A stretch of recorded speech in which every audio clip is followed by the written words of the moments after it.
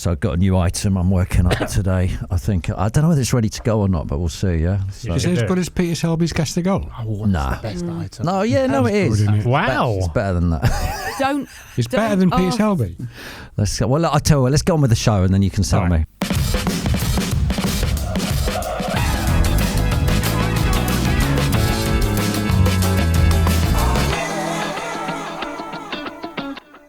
Welcome to the world's number one podcast, Soccer A to Z, the AZ, the People's Podcast, saving football 1 week at a time whilst helping society. And boy, does society need help. We are here to do that job. Have we made an impact on society I think we have. Yes, I think we have. We're making improved. We're making people smile, and yeah, we're forging the way for society. We're working our way through the alphabet from A to Z. Last week was L for Lovejoy.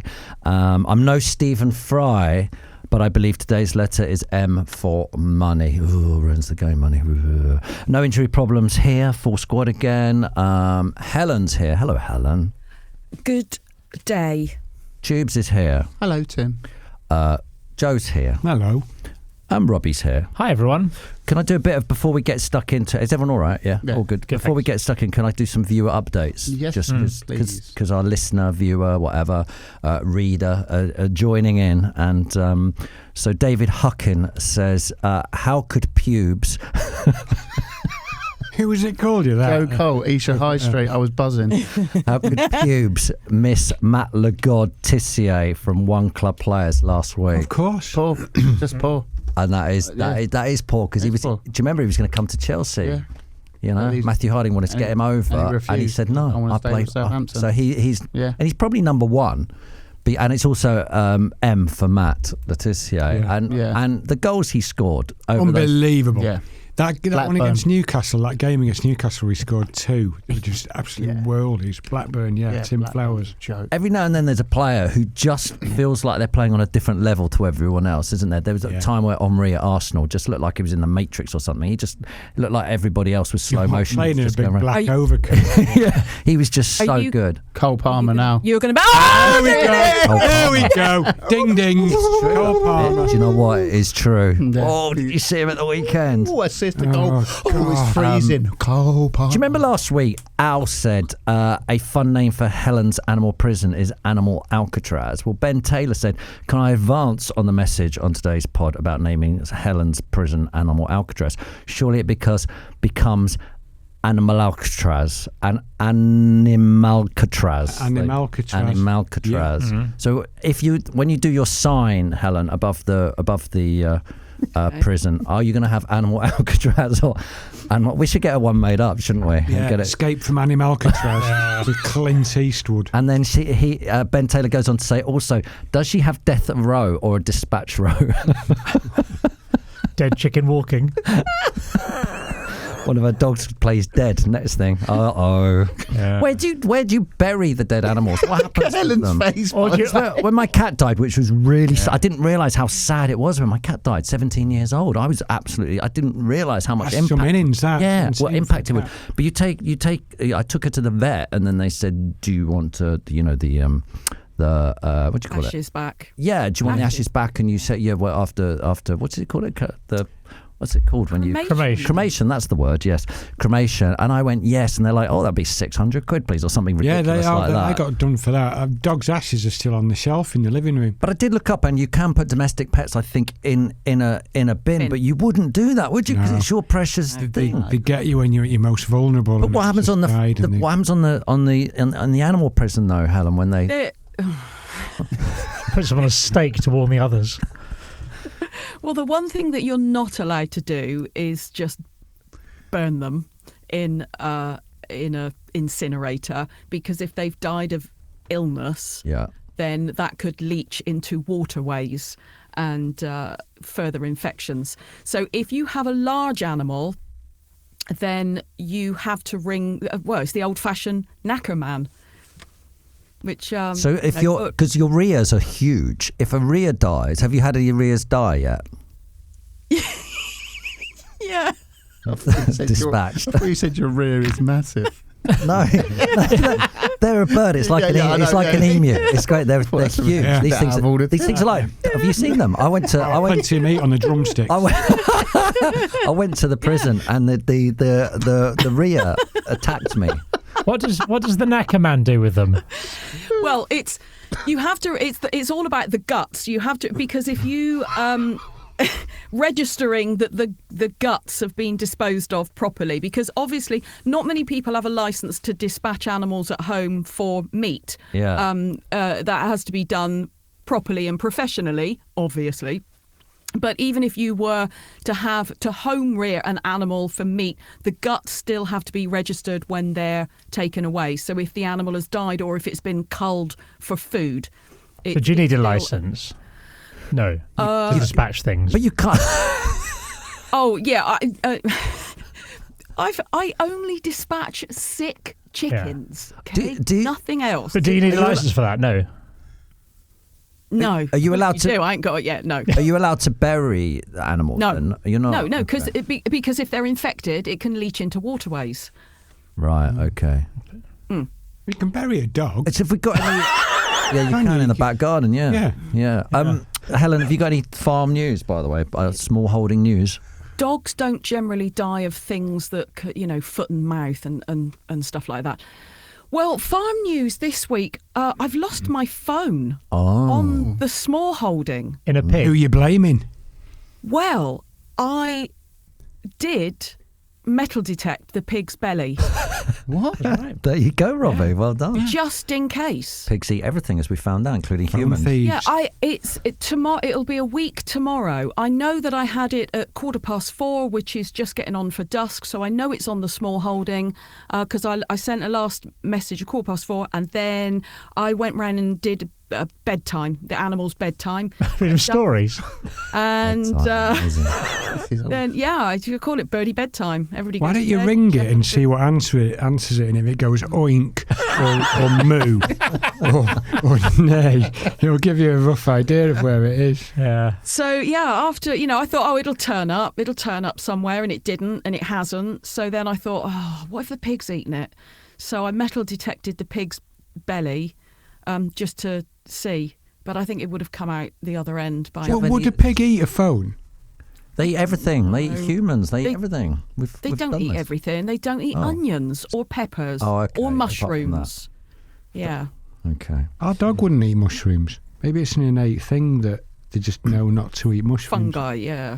Robbie, what have you been up to this week? Oh, you did something brilliant, by the way. I follow you because you influenced me, and thank you. Yeah, I do struggle because I feel I'm really influenced every time I tune into his social media. But this week you were at Norwich. I was with your children. Norwich v Luton. You had front row seats. You were throwing pretty much, and you actually captured the goal. Yes, the first thing I filmed all season. You weren't videoing for 90 minutes. Then? No. I literally just started filming. I was filming when the ball was down that end. Obviously. Because I thought, do a bit of influencing while I'm here on the site. Yeah. Just film that and saw a goal. But then again, it's not that surprising because most games of Norwich this season have been like 4 to 6 goal thrillers. I've only seen one goal. But it's brilliant, isn't it? It's so close. If you want to look at it, go to Mega Robbie. Is that what you call yourself? Instagram, Mega Robbie. Yeah, on Instagram. It's not a great seat for because Tube's messaged me during the week asking me about sitting there because we sit just behind one of the goals, I think. Yeah. And it's not a great seat for watching the actual game because if it's down the other end, you've got no idea what's happening. But when you're with kids who just want to be near the action, you can hear the players chatting to each other or refereeing and go at themselves. It's brilliant. Wicked. I think it'd be so good. Can I talk to you quickly about my football experience? That my mate phoned me up and said, I've got a spare ticket for Brentford. Do you want to come? I went, yeah, sure, because Brentford's near where I live. And so I went there, and I'm in the way end, the home end, and exactly that. I got quite poncy when I was at Chelsea, and I sat on the halfway line so I could see what was happening on both ends. So I'm sitting with the hardcore Brentford fans, and you can't really see what's going on at the other end. It's. Do you know what though? I felt really bad, Tubes. Felt like you were cheating on Chelsea? I felt guilty because Leicester City weren't very good. And I felt really bad standing there thinking they were good last year under Maresca, and because we got more money and football's vulgar and unfair, we just got a load of cash and went, come on, mate, come and join us with all our superstars like Cole Palmer, Cole Palmer, like that. And I just felt Tubes, I felt guilty about it. Yeah, I didn't feel good. I don't feel good because he did a good job with Leicester and they look poor. And under his leadership, they probably were good. Well, we have taken a lot away from Leicester over the years, haven't we? Yes. Ante, Chilwell, the manager. That's a good point. Yeah, and we did it with West Ham as well. We stole all their players, and we're like the magpie of football. We don't building our own. We just steal. And I felt guilty. Do you feel guilty? Not really, Tim. We've spotted that he's got talent. The manager, he said, "Do you want to come to the Premier League?" He could have gone to the Premier League with Leicester, but we've offered him a lovely little project, and he's taken it with both hands. Yeah. So I don't feel guilty, but that's football these days, isn't it? It's. What you've been up to this weekend? Oh, have you got any more, by the way, Robbie? Do you know what I did last night? Yeah. I've done for 20 years, I reckon, is watch the FA Cup third round draw on telly. Yeah. We've not done for years. We got Morecambe, it's really didn't good. we? It's really exciting. Yeah, we got more. Because my kids wanted to see who Norwich were going to get if they got a home draw. And it's quite exciting because you get you sort of forget about all the drama of it, all the excitement, and you see fixtures like... What was the big one? Arsenal, Man United. Yeah, but there's like when teams like Man City draw Salford and like that, you think it's really exciting. You look on paper, one of those teams you think is going to get absolutely pumped, but if things go well, Man City might get a result. Yeah, but I think didn't we get Morecambe and they're bottom of aren't they bottom of the whole table? Am I making this up? I swear I saw this yesterday. Anyway, someone will be able to tell me. Well, I want to organise the third round draw of the FA Cup.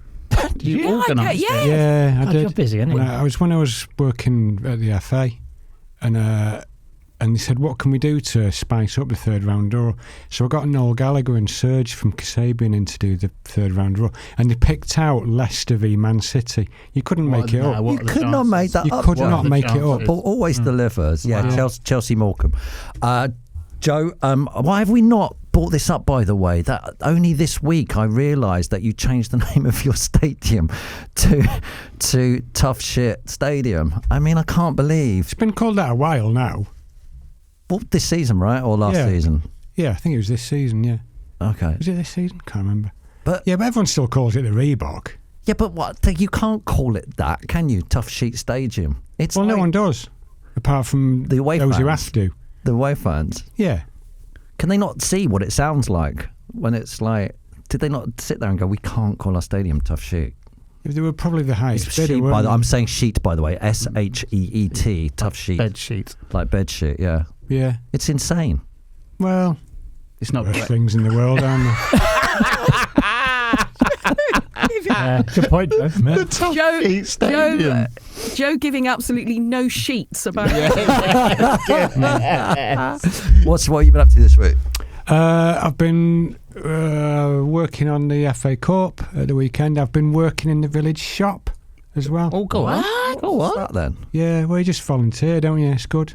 No, what do you mean a village shop? What are you talking about? Where are you living? What century are you in?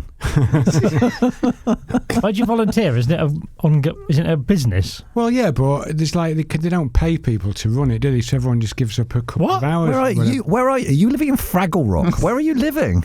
Is this a charity shop? What are you talking it's about? like a community-run shop, innit? It keeps the heartbeat of the village. What's it sell? And everyone, your everyday needs and more. What's that? Pasties, pies, salt, toilet roll, soup, hog roll. What's stopping you putting your hand in the till? Because I'm an honest person. I'm not a wrong un.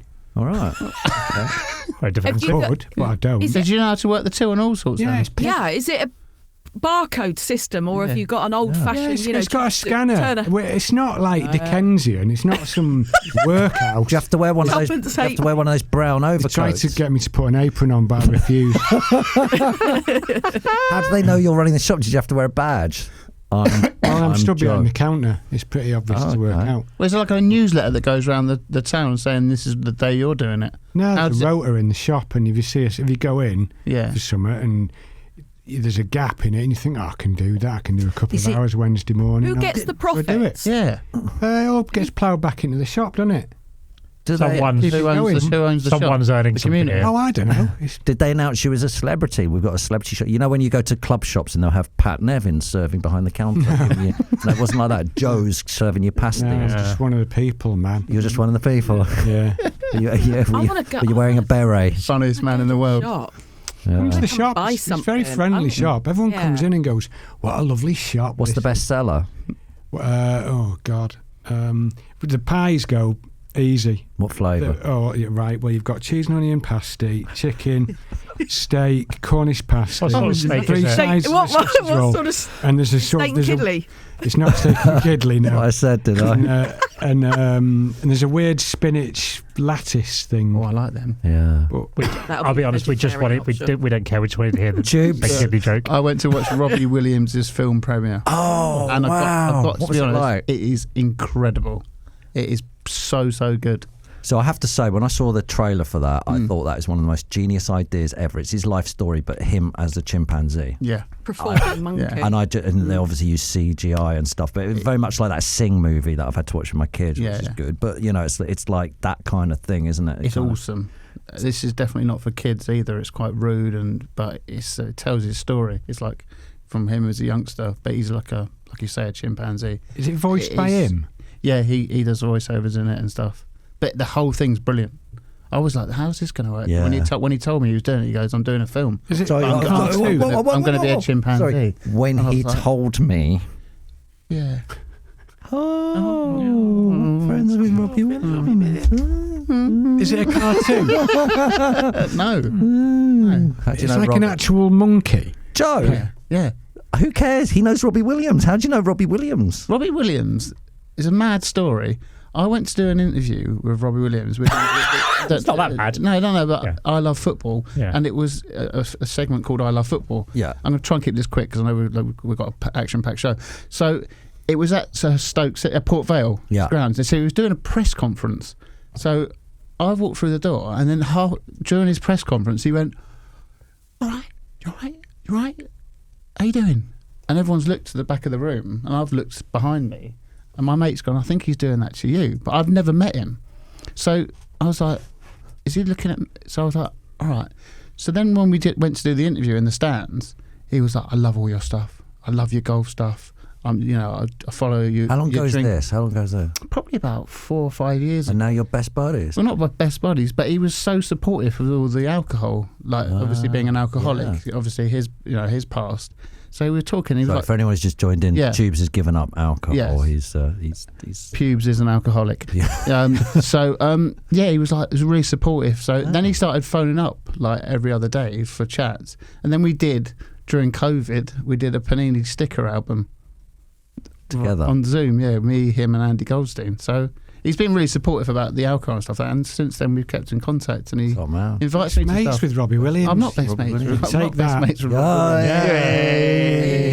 Do you know, I've met him a few times and he's absolutely lovely, isn't he? He's a great guy. I met him once and embarrassed myself. Why? Because do you remember we did something with Fenners as Barry? We did something on stage. Barry Proudfoot. Mm-hmm. We did something on stage Paddy McGuinness thing. Oh, yeah. And we did that. And then afterwards, Robbie Williams came into the sort of after-show party bit and came over and said, hi. I said, oh, hi, Robbie, meaning like I was Robbie. I went, oh, I mean, I'm Robbie. Like, and then I just kept saying Robbie a lot. And it got awkward. So was everyone looking at their shoes? Yeah, I was. Yeah. Awful. Okay, we're going to pause the podcast there because Baba's hopefully yes on the thing. Hey, Baba! Babatunde Aleshe, welcome. How are you? I'm fine. How you doing, boss? Yeah. Good. I'm going to do your intro whilst you're actually on air. So I don't know if you can help me out here. So he's just finished his High Expectations tour. Was that last week you did that? No, sorry. My High Expectations tour is next year. I just finished my Babahood tour, which was my first tour. Wow, that's a terrible intro. That's all good, man. But the guys, Baba's a top man, but you might know him because he's shot to fame recently. But actually, when I say recently, you've done everything, haven't you? You've become Taskmaster recently, which you were very good on. You were in the Jungle. And you've been doing touring for Live for the Apollo touring. When was it, Baba, that it all kicked in for you? What was the thing which made it happen for you? Oh, you also Gogglebox as well. Gogglebox, yeah, that's what I was about to say. Gogglebox was the thing that kicked it off for me, maybe like 4 years ago. And it's just been ongoing ever since, doing different projects, touring with Mo Gilligan, and now I'm here, you know what I'm saying? Baba, are the tours just getting bigger and bigger and bigger, more and more audience every time? You know what, for myself personally, definitely this time I've been, thankfully I've booked Hammersmith Apollo for my next tour, and it's almost sold out, which is good. So grab your tickets from Live Nation, you know what I mean, get in there quick. But when I tour with Mo, that's when I have to humble myself, because that guy does arenas now. And so, man, I've got a long way to go. And have you got warm-up now? Have you booked warm-up acts to come onto your show? How weird is that? Because you've been there as a warm-up, now finding fresh young comedians to be your warm-up. That's the thing, definitely. I've got warm-ups now, and which is weird because I still feel like a warm-up. I would do warm-up now for any big comedian if they asked me. That's how I feel at the moment. I don't even feel like, one of the main stars or anything like that. I'm still learning and still improving every single day. But it's great, man. I have a lot of fun going out there, watching new talent, bringing them in. I just did the head judge for the BBC New Comedy Awards. So there's a slew of young talent that I've seen, and hopefully I can pick one of them for my next tour. But if you're the headliner, do you have to be wary of who you book as the warm-up, just in case they're not hilarious? Or too good. That's the one. You can always spot the ones that are not that good. That's fine. But the ones that are really good is the ones you got to be careful of, because you can invite them to do your tour and they just outshine you. You know what I mean? But a part of me actually likes that, when a young talent actually gets on stage and they just kill it. Because that just lets you know, listen, man, you got to keep on your A game, man. I've got to keep writing and performing. So it's good for me, to be fair.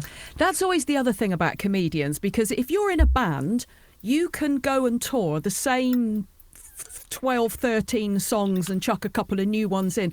As a comedian, you write some brilliant material and that you tour it and it's gone. You've got to start again. Yeah, start again. Yeah, you got the new ideas, fresh, and that's what High Expectations is basically surrounded by, the pressures of living up to these expectations. Now that I'm in the spotlight, and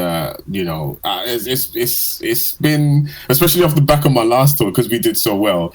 The expectation for this tour now, people are just like, well, you better kill it now, man. So, I'm just like, please, just take it easy. You know what I mean? I'm human, just like everybody else. Yeah. Baba, how do you go about writing your comedy? Do you see things out on the street and stuff, and then note it down on your phone, and then think that could be a good thing to do? Or So the process that I have at the moment, whatever pops into my mind, I'll either write it down or leave a voice note, like a voice memo in my phone. And then sometimes I'll send it to my writing partner, and we'll just go back and forth, fleshing out ideas. Then I'll take it onto the stage, do a new material night, and I'll tell you this story, I wrote 40 minutes worth of new material, because I said for my next tour I want to be early with the material. So I wrote around about half an hour to 40 minutes. I performed it at a work in progress. None of it worked. Really? None of it worked. I don't know why I'm laughing, because that must have been horrific. So what do you do then? Just go,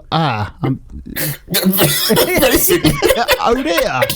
Yeah, basically. I turned to the audience and I was just like, this isn't working, is it? That was the funniest part of the show. Yeah. That just me being honest was the funniest part of the show. And then I was just like, right, okay, well, clearly I got a lot of work to do. Thanks for coming, guys. Yeah, you know what I'm saying? See you later. So, man, it happens, but you have to go through that process to get to the true gems, right? You know what I'm saying, of material. Yeah, Baba, we are a football podcast supposedly, so got to talk about football. Let's go back to a young Baba growing up in Tottenham. Is that right? Hey, yes, I did. Yeah. So you're at school. I assume the school's pretty split. Arsenal, Spurs. Is it? Is that how it works up there, or was it mainly Spurs fans? It was mainly Arsenal fans. I'm not going to lie to you. Mainly Arsenal fans. It was weird because I'd say the majority of Tottenham, but yeah, amongst the youth at that time were mainly Arsenal. and then the older generations were all Spurs. So yeah, I think Ian Wright had a lot to do with that, especially my generation. Yeah. You know what I'm saying? So yeah, a lot of Arsenal fans. Sorry, yeah. Yeah. What were you like at football? Were you any good? I was terrible. No. I was terrible. Yeah, I got put in the goal all the time because that's how bad I was on the ball. You know what I mean? And I've had a few spells. I remember there was one day I dribbled through everybody and scored a goal. I don't know how I did that. I couldn't tell you the technique I used. I didn't know what happened, but for some unknown reason, everybody let me pass. Maybe they felt sorry for me. And I scored a banger that day because I still remember that goal. Talking about it. Yeah, that was in year 5, West Green Primary School. Come on.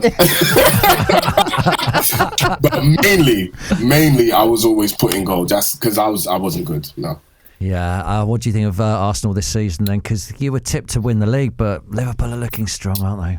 Yeah, Liverpool are looking really strong. I think the first few games did us really bad with the red cards. You know, the one against Brighton and then the one against City.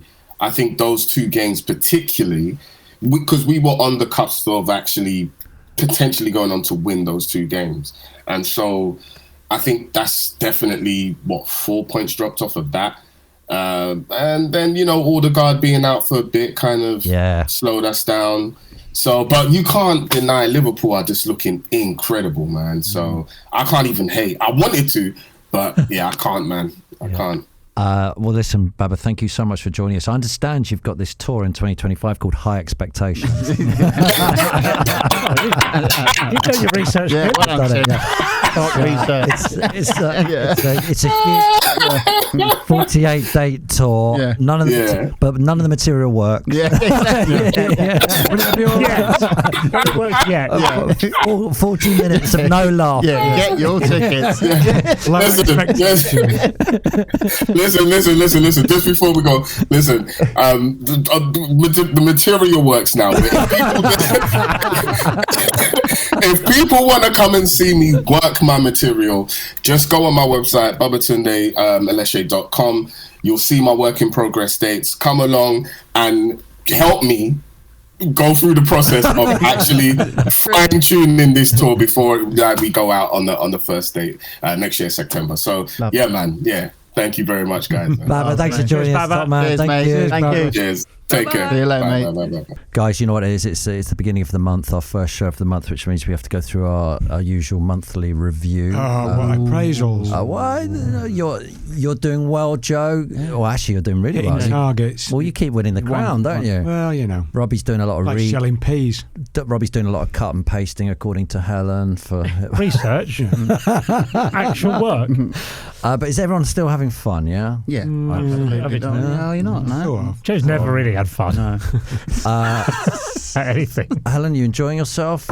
Yeah, I'm enjoying myself. Thank Wonderful. you. We've got some feedback from the reader. Okay. Michael says, love the pod. Listening to you crack each other up after silly side comments is my favourite part. Aaron says, love the show, love Sunday Brunch and Golf Life. Golf Life is a YouTube channel, Joe. Yeah, I know that. Sunday Brunch. Oh, you did? Doesn't miss that. Sunday Brunch is a show on Sundays. It's great. It's got all those celebrities, huge ratings, all that sort of who's stuff. on it? He presents. Yeah, I present it. Yeah. Fella called Simon Rimmer. Mark Aki says, loving the podcast. We need you all back on Saturday morning. If not that, then please keep the podcast going after Zed. It's really made me nostalgic for the glory days of Soccer AM, and you'll clearly have the magic. I've been working on an idea after Zed. There's a little germ coming to my mind, but I don't know. I'll let you know. Greg Bartle 91 says, can you guys move on to numbers next? I'm not ready to the end of the alphabet. That'd be hard, wouldn't it? Numbers. Yeah. Number 1. What are we all? It'll get harder the longer it goes. Yeah. Like the count of Sesame Street. 3. We'll be all right with numbers 1 to 11. Yeah. Oh well, actually, with squad numbers, we can. Yeah, we can do 66. Trent.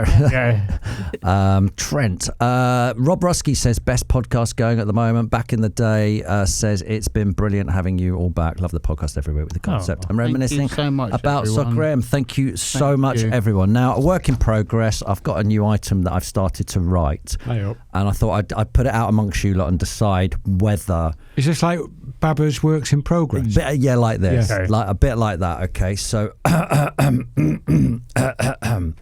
Right? Are you ready? This is. We're gonna do. There'll be a bit of a jingle. He's running down the left and right. Cole Palmer is dynamite. It's. I like it. Is it a Cole Palmer based item? It's Cold Palmer. Yeah. Okay. I love it already. So it's winter and Cole Palmer is really cold. So he grabs a scarf. But whose scarf is it? I'm going to give you clues, and then you're going to tell me, because Cole's cold. Yeah. You're going to tell me whose scarf it is. It's a brand new format, hasn't got a jingle yet. So let's start with the first clue. I wouldn't rush to write the jingle. It's I'm going to use that resource elsewhere. Whose scarf is it anyway? The scarf is red and white. Southampton. Southampton's wrong. Liverpool. It's wrong. Is it a club or a player? A club. Sheffield United. No, it's wrong. Arsenal. It has a ball Sheffield on the. United. It has a no. It's wrong. It has a ball on the badge. Whose scarf is it? No, you're wrong. It has. He didn't say anything. He went Stoke. Sunderland. Sunderland. No, you've all got it wrong. It has a windmill on the badge too. Who's Rotherham. Rotherham. Their nicknames are the Millers. It is Rotherham. It's Cole Palmer. Can you the jingle? Is that it? It's good, isn't it? I hate myself for liking it.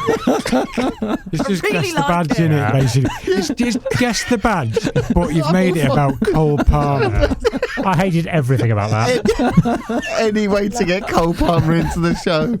Whose scarf is it? Yeah, I'm in for it. He's cold. He's put it on. There you go. Yeah.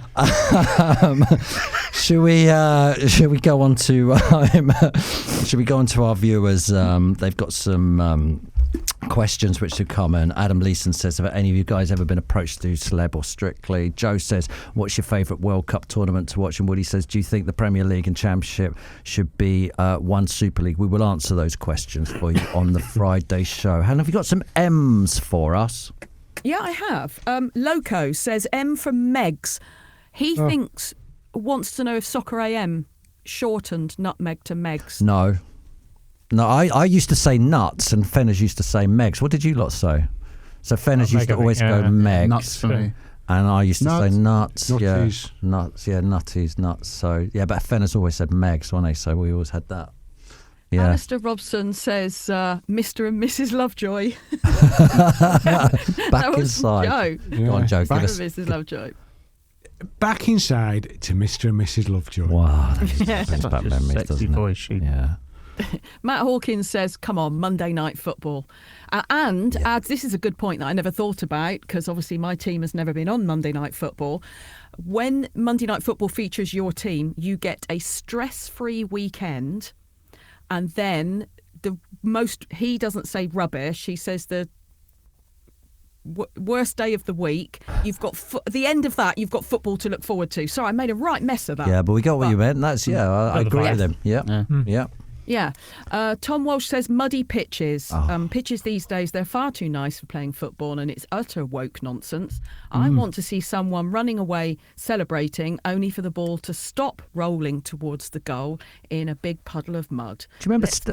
Do you remember Stamford Bridge just used to be like sand? Yes. I think years ago. I think Lee Dixon. I think it was Lee Dixon who told me it used to stink as well when you were playing on it. He said whatever they put on, he goes, used to go, oh no, we're playing at Stamford Bridge. It smells. It started so well, didn't it, at the start of the season, and just got progressively worse, and then it just mingboed. Every now and then a pitch would be ruined because they played a rugby match on the night before and stuff. Or did monster trucks. And played there. Those pitches now are unbelievable, aren't they? Yeah. You've got no excuse. But do you remember when they opened the new Wembley and the pitch was terrible when it first started? It was cutting up everywhere. And they relayed it, didn't they, with the old Deso? They did. It solved it. I was doing some filming at Arsenal once, and it was for a company that had they were a sponsor, and they'd put money into making grassroots pitches better and try and do that.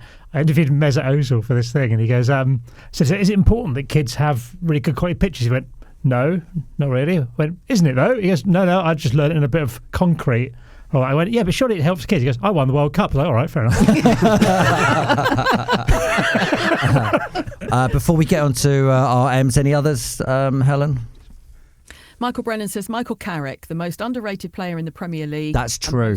Underused for England during his career. If he'd been around now, people be raving about him more than they have. That's true. I remember watching him down Stamford Bridge, just thinking this guy's bossing the whole game. What a It player. was, unbelievable. What a player. Paul says M for Morecambe. I once spent 17 hours on a coach for a round trip that I never made the football ground. I had to turn back as the game was already half time. The game was Morecambe v Argyle in 2016. And Lynch Biscuit says mountains, stadiums by mountains and nice scenery. I was trying to think. I went to a ground like that. Chelsea away at Monaco, I think it was. Is Monaco? Do you get to see the It's built on a car park, isn't it? An underground car park. Monaco. I think you get to see mountains. It's weird. I think it was Monaco. I don't know. Did you go there? Were you away at Monaco? Do you go away? I didn't go away. Choose, you don't go away. Oh, what? He's I not would go proper away. Chelsea. He's not proper Chelsea. Well, I remember someone saying that to me once. Did you go away? I said, yeah, Monaco. Monaco, Barcelona. Yeah. I wonder if there's a girl called Mindy who lives in Morecambe, known as Morecambe Mindy. I see where your brain's going there, Joe. Can we put a shout out? Are you called Mindy? Do you live in Morecambe? Are you called Mindy? You wear the crown, Joe, so go for it.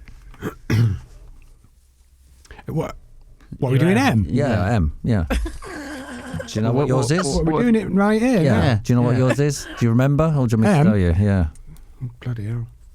Right. What do you think you're doing here? Why are you surprised? Yeah. You don't know those. We've been doing this for a lot of weeks now. That's what we do on this podcast. We pick a thing. Okay, all right, shut up. Right, it's for moments of madness. Oh. We've all had them, haven't we? Moments of madness. Yes. But they only come along every once in a while, don't they? Yeah. When someone's head just goes momentarily, they just lose it. Yeah. And it's there for all to see. It's absolutely magnificent. So here's a few of mine that sprang to mind. A few famous ones, obviously. Zidane's headbutt Best on Materazzi in 2006. Kevin Keegan losing it. Charlie Austin ranting at Park Life. Here's a good one. Tamuri Ketsbayer. Yeah, brilliant. Booting the hoardings. His boots came off. Top Castle, came off, everything. And he scored as well, hasn't he? He just scored. Adebayor legging it the length of the pitch to have a go at the Arsenal fans. Kieran Dyer, Lee Bowyer having a scrap. Oh, yeah.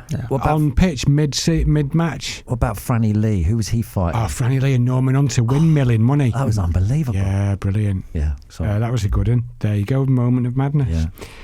David Batty, Graham Lasso, same thing. Champions League, full-on scrap mid-game. Eden Hazard booting a ball boy at Swansea. Remember that? Yeah. Trying to get the ball. Do you know that ball boy's a multi-millionaire now? Is it what Hazard did he? Yeah. What does he do? He does. I think he does some vodka. Oh, does he? Yeah. Is he? Yeah. He's only about 12. No. Paolo Di Canio shoving the ref to the floor at Hillsborough. That was a good one. Remember Nigel Winterburn? David Beckham. Tommy Tuchel and Conte squaring up on the touchline at Stamford Bridge. Oh, me too. Moment of madness. Luis Suarez biting everyone. Eric Cantona. Kung Fu fighting. But my personal favourite moment of madness, Graham Souness, when he got that flag, when he got the Galatasaray flag and shoved it in the centre spot at Fenerbahce. And Graham said, at the time, it seemed like a good idea. It always does, Graham. If we were going to vote, we could put this to a poll, but if we were going to vote on the top three, I think Zidane's the number one because it's World Cup final. Yeah. When you said it's your favourite headbutt, what are your other favourites? It's a list of one. I actually don't like headbutting. No, it was. That's the exception. But I just thought it was kind of like what a way to bow out. Yeah. On the World Cup final, what would you put as your top three if we put them to a vote or a poll or something? For danger, Souness. Feel free to add it. Souness, Zidane, and who else? For the shock factor, Cantona. Oh, Cantona, yes, Helen, I mean, it's 100%. just Let's put those three up against each other on a poll. Or feel free for anyone to add their own moment of madness. You've gone for violent moments of madness, really, isn't it? Whereas there's I think a moment of madness as well as when a goalkeeper throws it in a net or something as well. But someone losing their head's a lot better than a loose pass in the 89th minute. For I'm just saying, you're being very restrictive in your moments of madness. Shall we? Should we have a little go at Peter Selby's? Guess the goal. Okay, here we go. Let's have a go. Peter Selby, guess the goal.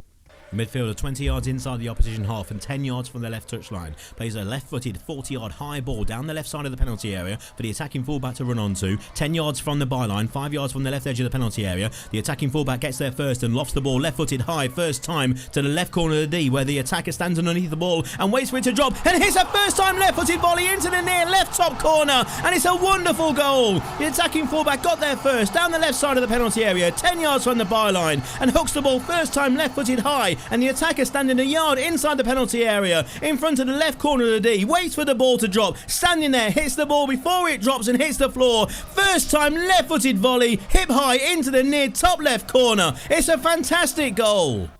I have to admit, I didn't get it. By the way, if you just tuned in, it's Peter Selby. He's a descriptive commentator, and we're guessing the goal. So,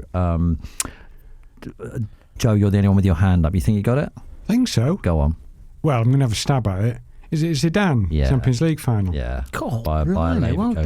I just don't remember any goals. Well I can't remember a single goal. Yeah, you know that one. That's that amazing. Beautiful volley from because Carlos's was loopy, wasn't it? So we had to watch it come down. It wasn't even like a direct. It was just looping. Anyway, listen. Let's listen to how it is properly. Here we go. Solari with a left-footed 40-yard ball down the left side of the penalty area for Roberto Carlos to run onto. He gets there first, hooks the ball high. He's waiting, Zidane, left corner of the D, and scores with a stunning volley into the top left corner. And Madrid take the lead once again in the Champions League final. And it's that man, Zinedine Zidane. Yeah, it's a good goal. He didn't ping it though, did he? Who? Zidane. It Had a bit of fluff on it. Yeah, but it was he didn't absolutely ping it. It was, but he was dropping. He had to get his whole hip round to do it. It was more guided, wasn't it? It was beautiful. Guided it in. Let's carry on with our M's. Helen, you're up. My M is Motorway. Oh, that's good. That's good. It's That's a really good one. good. That is How really many miles have football fans racked up and down the motorways of this country following their teams? Yeah. All of Dozens. the service stations that we all know so well, just purely from following our football teams to away ground. South Mims. That was always meet up before Barnet. Knutsford. Us on the M6. Newport Pagnell. Oh, yeah, that's a good one. Gordano. And what happened? Bristol. Gordano services at Yeah. Bristol, yeah. And what's happened to scarves flapping out of windows? On a Saturday, you'd see hundreds of scarves as you were travelling about the motorway. And I was driving to an away game once, and I followed a white limo with Aston Villa scarves flapping out of the windows. Do you remember whose car that was? Because it's very famous. No, who? Anyone? Who? No one? Doug Ellis. Tom Hanks. William, Prince William. No. Big old white stretch limo. The violin guy. What was his name? Kennedy. Nigel Nigel Kennedy, yeah. Kennedy. That's The violin wasn't guy. it? violin guy, yeah. Yeah. I passed Nigel Kennedy going to a Villa match once in his white limo. And have you ever driven past a team coach? How exciting it is. Yeah, it's amazing. Yeah. I drove past a Torquay coach. I'm old enough to remember Minibus, trains, special trains they put onto Soccer fans. specials? Soccer specials, yeah. We used to. I can't remember where we used to meet and then get on a train up to Leeds. Trains aren't on the motorway, Tim. Shut up. I remember as Chelsea fans, we all used to meet up at Heathrow Airport or Gatwick. To Shut get up. off To go to Monaco. Go to Monaco. Yeah. Monaco away. Yeah, Barcelona away. all the lads in the first class lounge. Hey, it's what happens when you get into Europe, guys. Do you know what I miss that you don't get anymore? You never get mooned off the back of a coach. I was thinking the other day, mooning's just gone now. Yeah, mooning's gone. Is it camera phones? Yeah. No, there was a moon at the Eurovision. M for moon. There was a moon at the Eurovision. Someone Was did there? it. Yeah, I didn't watch the Eurovision, but I saw the moon. Someone mooned as the camera came through the crowd. What a word. But you'd always like be behind The moony. like a coach full of Stoke fans or something, and someone would be mooning off the seat, wouldn't they? I think it's since the cameras decided to stop showing stuff. You know, like streakers and stuff like that. So since they decided to stop showing them, Stupid thing, isn't it? Yeah. you know, Go on, give him a moony. give them a moon. Yeah. Go on. Go on. Robbie, go on. Sorry, Oh. that was No, very I was good. just gonna say, I drove past the Arsenal coach once on the way home from a Torquay. You got mooned. And I was, Martin Keown mooning.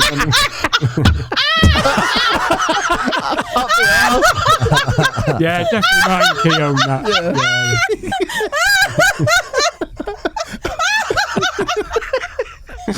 And Helen's lost the plot. He's gone. He is gone. It's official. But it was years ago. You couldn't. Lee Dixon, I don't think I've ever seen her laugh this much. This is wonderful. Red. This is wonderful. Yeah. I just tried to get it finished. You couldn't see into the Arsenal coach. They, it was smoked glass. But I remember every table had an individual lamp, and I thought how posh that was. That they all had an individual little lamp on their tables. Yeah, they have chefs on the coaches now. Have you ever got a coach to a game with a load of Chelsea fans? I did that a few times. No, I don't think so. It's just like when they start passing around a bottle to wee in, I'm like, okay, I'm struggling to do that a bit, Anyway, Robbie, what's your? That was very good. What was yours? I've got M for Matchday Food, which is a changing environment. I don't just food then. It's just food. And I'm not going to just talk about my breakfast. Can I say M for meat drinks? Meat drinks, definitely. Bovril, yeah. My son Arlo had limited celebrations in the goal in that video that we talked about earlier because he was holding his Bovril. Wow. That's scalding hot, isn't it? My favourite thing about meat-based drinks is, remember when, after the Olympics had been, I remember going up to Hampden and, because during the Olympics they can't have non-sponsors branded products there, so on the Bovrils they'd put stickers on because it'd been used for the football matches, and on the Bovril it was called hot meaty drink. Nice. I love the thought that someone's come over from another country to the Olympics and go, I'll have a hot meaty drink, please. Nice. But yeah, Matchday Food is a changing environment from what it once was. Before, changing beast pies, Bovril. Admittedly, at the weekend I had pie and Bovril, but for some people it is a changing environment. They've got some in Norwich. They've got some new food village that's just popped up outside where a DJ plays. Oh, nice. And stuff like that. Forest Green Rovers, of course. It's the first vegan football club now. Okay. Apparently at Brentford, you might know this, Tim, they've got machines that can dispense food for you there. Didn't see those. Apparently they do. And Matchday Food even has its own awards now. The Stadium Events and Hospitality Awards, category for Best Retail Catering, won this year by Spurs. Ooh. Like stadiums. Brighton and Liverpool joint second. I remember going away to Italy, and I think they have. This actually wasn't. I wasn't with Chelsea. I was just there, and they have ciabattas and proper coffee. And you know how Italians insist on having proper food. They won't eat muck, so it's like we would. So everything was amazing there. It was just food was stunning. Yeah. Was it like Forest Green? The vegans have just signed that Brazilian fullback, haven't they? Tofu. Oh, yes, Joe. Yes. What's the food like at Bolton these days, Joe? It's up to its What, game. in the but Tough the Sheets Stadium. Tough Sheet Stadium. Yeah. Chelsea? The, don't eat there. We're really running out of time, so we've got only Tubes and me to go. But I think we should do a stat chat. Yes, please.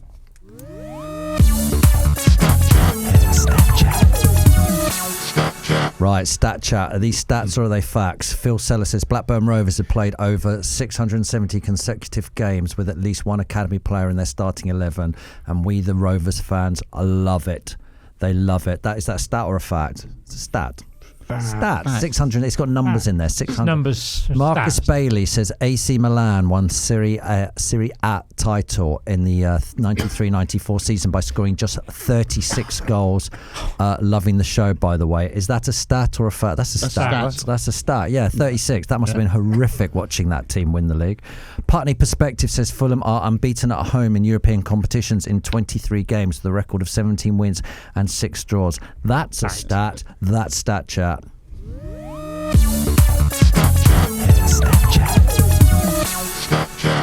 Got 2 M's left. Can I just put in? Robbie promised us last week the best fact ever. Yeah, I can get it, but I thought we were overrunning, so I was going to. Otherwise, what is it? An M? It's just a general fact. Oh well, let's hold it over to the new year. Ooh. Okay, but we can't. We can't hold it for too long for reasons that will become apparent eventually, but it is the best fact in the world. But we'll save it for next year, yeah. Well, hold on. Will it run out? Someone might die and it'll ruin it. Oh. Can you do it like when we do it now? Yeah, go on. Do it now. Do it now. Can you give me 1 second just to look it up? Oh, he's going on Google. It's all made up. Yeah. Nonsense. Just cut this 1 second. Cut and paste. No, if I don't cut this is embarrassing. Right, okay. Jesus Christ. Right, I've got it here. This better be well, good. you are going to apologise because this is the greatest fact ever. Right. John Tyler was the 10th US president, born in 1790. He has a grandson alive now. Martin Tyler. John Tyler. Yeah, but when was he born? 1790. But who's John Tyler play for? There's nothing to do with football. Martin Tyler, the commentator, is that his grandson? No. What? It's a great fact. Are you on a wind-up? What? I said it's nothing to do with football. What's it got to do with football? Nothing. It's a great fact, though. How old's his grandson if he said he might die? Well, listen, can I just say... sorry, that is an incredible fact. To the listener, 19.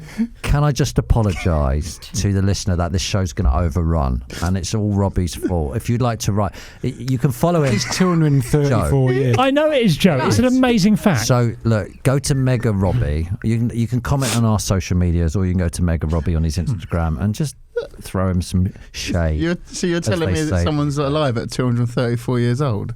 No, the grandchildren. No, it's the grandchildren. Oh, this is nonsense fact. You just don't understand it. That's woke nonsense. Yeah. That. Where's the football? Is it a trick question? No. I'd say that's a fact rather than. It's a fact. I said it was a fact. I said it's got nothing to do with football. You're all ignoring it. Why is that around stat chat?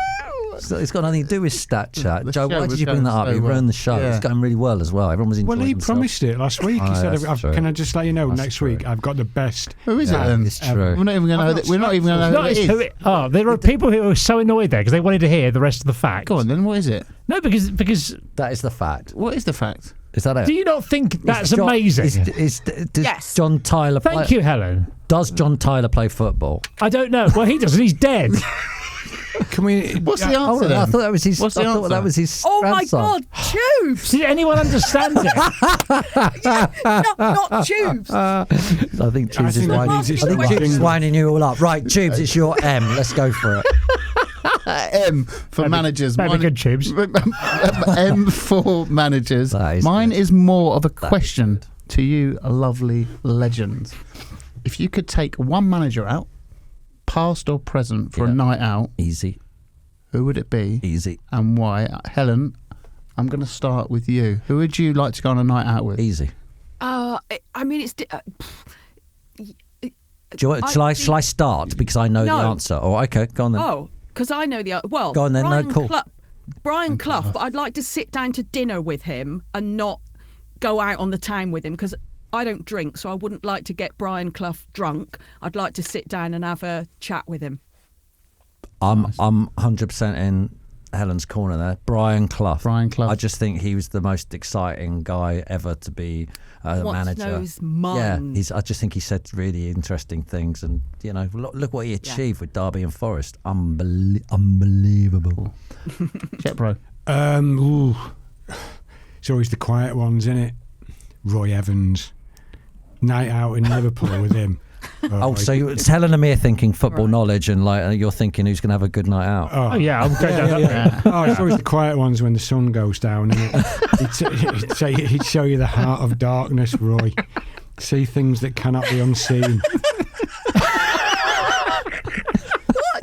Do you reckon? Yeah. What? Okay. Do you know that? No. I'm just assuming. But it's all made up. What about you, Roy Evans? I think I'd go Mourinho. Yeah. Just to talk about, how he introduced himself to Chelsea, and then obviously the Chelsea days, managing Real Madrid, playing against Barcelona. I just think he's got a lot to do. And do you know what? He's funny. The first time I met him, I was like, he hates me. Oh, hold on. He knows Robbie Williams and Jose Mourinho. No. When I was interviewing, I don't know Mourinho. But then when he was got a sticker book with Mourinho. But that's not a night out, though, is it? That's just a night in, like watching the telly, chatting. Does Jose phone you? Yeah. No, he doesn't phone me. But I'd love to go on a night out with him, just to ask him loads of stuff. Robbie, who's yours? I'd like to go on a tour of German bars with Jurgen Klopp. Imagine that. Film it for your channel. Nah, just some little quiet place that he knows, just sinking pints. Yeah. Little adventures. It'd be great on a night out. Jurgen Klopp night out. That's very strong. That's very strong. So is that your M? You've just gone... Just asked No, but I question. was just thinking that was a question I'd like to know, and I think it's got some good answers. I wish I'd known that I could have just gone Matchday Food. Has anyone eaten nice food? And that would have counted. Well, you could have said, what's the best food you've had? Yeah, I once had a lovely hot dog at Port Vale. Yeah. Oh, thanks for doing my work for me, Joe. No, you come back with a better stat next week. Do you know what? Yeah. I think they're all really strong. Really strong. But I think that's strong because you guys are all thinking about managers. Exactly. It's good. You've come with some mad stat that you've built up. We've got Motorway, but hold on, it's time. We're running out. We're really running out of time here, and I've got to do mine because I think I've not been very successful at this so far. And I've never. Nil point. Yeah, I know. I'm the only one who's never won a week so far, but I think I'm gonna tickle Helen's fancy here with this one. I'm going managers. He's done managers. England. I've narrowed it down. Which England manager would you like to go for a night out with? So, Terry Venables. who's your favourite England manager? Is that it? No. Of course it's not. Thomas Tuchel now is getting paid how much to be England manager a year? Oh, I don't know. 5 million, roughly 5 million, I think. Walter Winterbottom was obviously the one who managed England for the longest. But when I'm out and about knocking around the street, you get these people come up. Oh, all right, Lovejoy, how are you, legend? You're so cool and famous and funny. That's what they do. Always come up. Deluded, isn't it? Lovejoy, you're my favourite. But they come up and they go strange because when I've been out with you, they said very different things. You're better looking in real life. All that sort of stuff. Is that what the Liverpool fans put on the banner? Usual stuff. Hey, Lovejoy, legend. And then, but they also say my favourite bit of the podcast. I'm loving it. I'm loving all the guys and Helen. It's brilliant. And they say my favourite bit. They always say my favourite bit is the world's best England players quiz, more or less. Do you remember that one we did? Yep. Yeah. And they said, can't you do it again? And I said, we can't do that again. But what we could do again is the sequel, the world's best England manager quiz, more or less. Oh. So what I've got here is all the England managers in here. I'm going to pick one out, and then you have to say whether they've managed more or less matches. I'm going to start to my left in Tubes. Yeah. I'm going to start with Joe. Hold on. We're not including friendlies, I assume. We've got to include friendlies. That's everything. So how many games they've been in charge of? Okay, so I'm going to start with Joe Mercer at 7 Tubes, and then this has got to be a quick game, guys. So I can't spend a lot of time. We're going to Bobby Robson. Higher is 95, correct. Next out of the hat to Helen is Howard Wilkinson. Lower. Yes, he only did 2, both caretaker managers. So 2. Yeah. This isn't going to work very well, is it? I think we might complete this. Joe, over to you. Roy Hodgson, higher or lower than 2? Higher. Yeah, 56. Over to Robbie, who's Scottish, but I still think you know the name. Alf Ramsey, higher or lower than Roy Hodgson at 56? Higher, yes, 113. We're going to complete this. This is boring, isn't it? Kevin Keegan, right. Alf Ramsey, 113. Kevin Keegan, how many games did he? Lower 18. This is rubbish, isn't it? Really rubbish. This does not work. Someone's going to get Sam Allardyce. Hold on. Don Revie. Kevin Keegan to Don Revie. That's a bit harder. No, 18. Don Revie more. More, yes, correct. How many? That's a 29, yeah. So on to Ron Greenwood. Higher or lower than Don Revie? More. More, yeah, 55. God, this is crap. All those people who come up to me and go, Tim, you're so handsome and funny.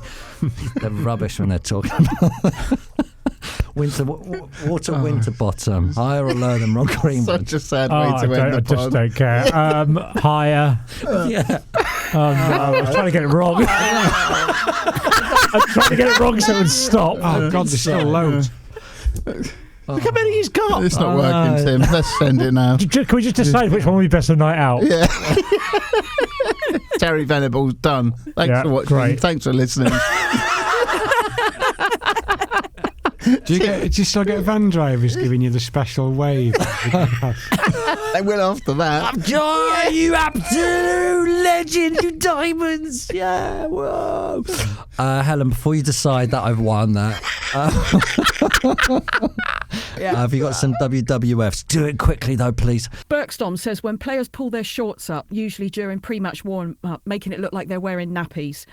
James Brown, exterior cleaning. A TV director is going to a random close-up when the keeper claims the ball and releases it quickly. And as an antidote to Robbie, James Ryan says gourmet food at the stadium instead of a traditional pasty and bovril. Can I just recap on directing football? It's really hard to direct football because so much happens. You have no idea where the ball's going. So, the guys who pull that off are good, right? Yeah, we all know that. I've got a couple of wokes whilst you're making your final mind up, Helen. John Maddox says goalkeepers fancying around with a ball. Woke nonsense. When refs walk over to book a manager, that is woke. I like that. I think that's good. It's not woke. Sam Johansson says players going onto social media to apologise after a loss. Woke nonsense. Yeah. Helen, have I won? No. Right. Damn. You gave up. I was forced to give up. I think you were a very poor fourth this week.